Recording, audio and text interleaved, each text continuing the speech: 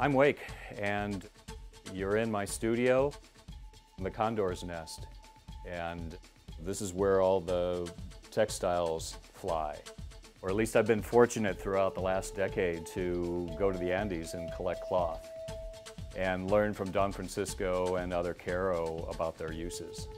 And so this is the place that I experiment with the woven world and see what comes of the journey.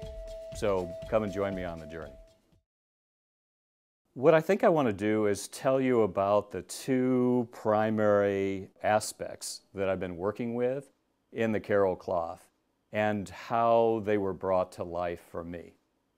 And the first one starts with the chuncho, and that's the energy being of the Andes. And I have a few examples of those to show how the woven cloth really shows our energy being in graphic form.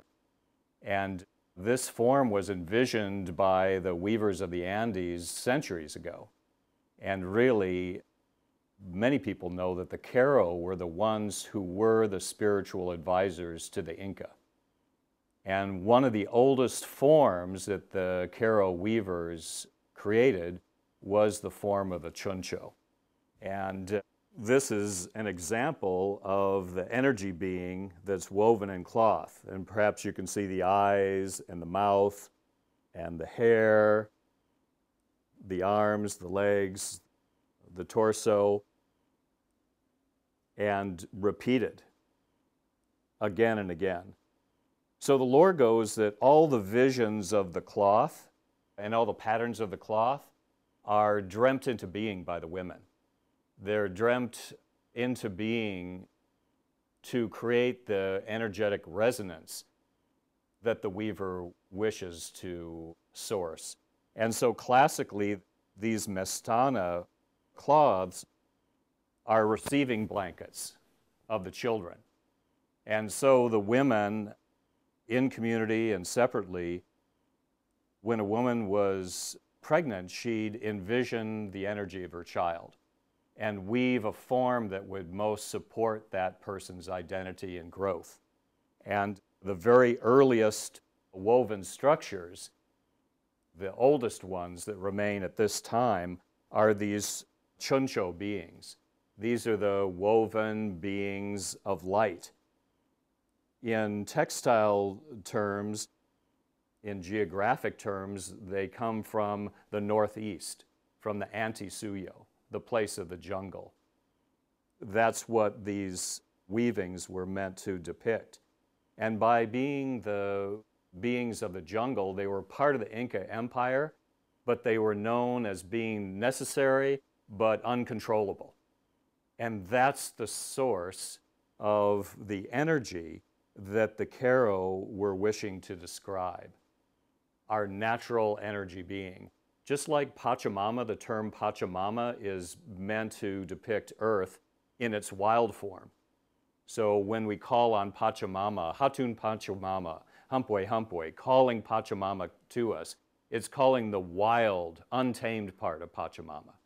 This same aspect is true of the woven chuncho, is that it is depicting in fabric form our energy being, our energy body, being engaged with spirit, guided by spirit, has spirit essence itself. And I'd like to show you a progression of the chunchos to show you how they transformed over time from a strictly human-looking but enthusiastic figure to something that's much more subtle and much more in the hourglass form. So this is a copy or a replicate of the oldest preserved type of textile of the Caro, the spiritual advisors to the Inca. And so their first message to us is that we are beings of energy and that we are in this world as being also beings of light, beings of the rainbow, beings who are not disconnected from the stars, actually taking the inheritance of the stars and progressing it forward into our beingness. And the Karo never had a written language. And so how they communicated or created their knowledge for us to receive now is through the woven way. And the Karo, their first energetic signature of wanting us as beings to know what the possibilities of energy are, is to depict us in energized, animated, connected form. So that's the first type of weaving and the oldest type of weaving that the Karo made. It's one of the oldest messages that they have for us, that we are beings of energy, that we're beings of light. That same kind of image became a double triangle over the years.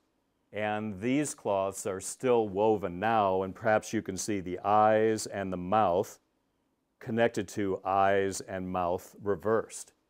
And these two are known by the weavers as the chuncho design. Even though they don't look quite so much like human beings, they're still considered by the weaving communities themselves to be depictions of energy, to be depictions of light, to be depictions of who we are as energy beings.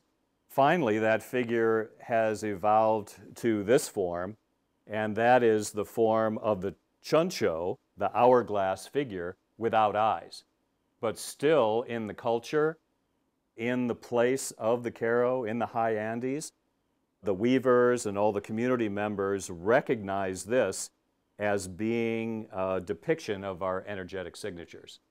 That they look at this and say the word chuncho. They identify this form as being a depiction of or a mirror of the energy that we have as a natural inheritance. So I love the textiles because they have such a big story to tell.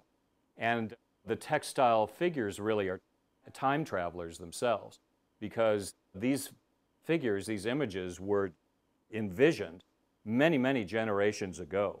But through repetition, through evolution, they have come to this classic form, this classic hourglass form that's now created with the cloth.